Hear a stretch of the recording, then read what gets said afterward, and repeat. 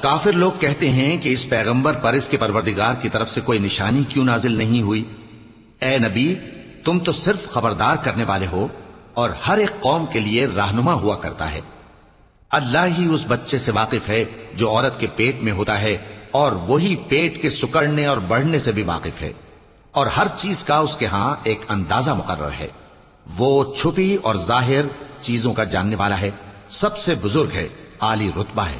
کوئی تم میں سے چپکے سے بات کہے یا پکار کر، یا رات کو کہیں چھپ جائے یا دن کی روشنی میں کھلم کھلا چلے پھرے، اللہ کے نزدیک برابر ہے۔ اس کے آگے اور پیچھے اللہ کے چوکیدار ہیں جو اللہ کے حکم سے اس کی نگرانی کرتے ہیں۔ اللہ اس نعمت کو جو کسی قوم کو حاصل ہے نہیں بدلتا جب تک کہ وہ اپنی حالت کو نہ بدلے، اور جب اللہ کسی قوم کے ساتھ برائی کا ارادہ کرتا ہے تو وہ پھر نہیں سکتی، اور اللہ کے سوا ان کا کوئی مددگار نہیں ہوتا۔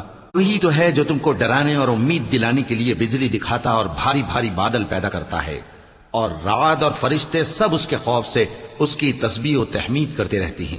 اور وہی بجلیاں بھیجتا ہے، پھر جس پر چاہتا ہے گرا بھی دیتا ہے، جبکہ وہ اللہ کے بارے میں جھگڑتی ہیں، اور وہ بڑی قوت والا ہے۔ کام کا پکارنا تو اسی کا ہے، اور جن کو یہ لوگ اس کے سوا پکارتے ہیں وہ ان کی پکار کو کسی طرح قبول نہیں کرتے، مگر اس شخص کی طرح جو اپنے دونوں ہاتھ پانی کی طرف پھیلا دے تاکہ دور ہی سے اس کے منہ تک آ پہنچے، حالانکہ وہ اس تک کبھی بھی نہیں آ سکتا۔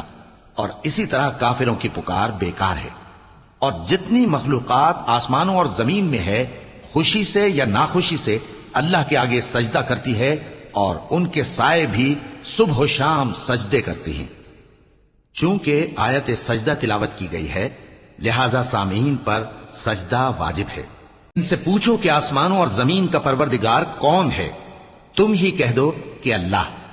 ان سے کہو کہ کیا تم نے اللہ کو چھوڑ کر ایسے لوگوں کو کارساز بنایا ہے جو خود اپنے نفع و نقصان کا بھی اختیار نہیں رکھتے؟ کہو کیا اندھا اور آنکھوں والا برابر ہیں، یا اندھیرا اور اجالا برابر ہو سکتا ہے؟ بھلا ان لوگوں نے جن کو اللہ کا شریک مقرر کیا ہے، کیا انہوں نے اللہ کسی مخلوقات پیدا کی ہے جس کے سبب ان کے لیے مخلوقات مشتبہ ہو گئی ہے؟ کہہ دو کہ اللہ ہی ہر چیز کا پیدا کرنے والا ہے، اور وہ یکتا ہے، بڑا زبردست ہے۔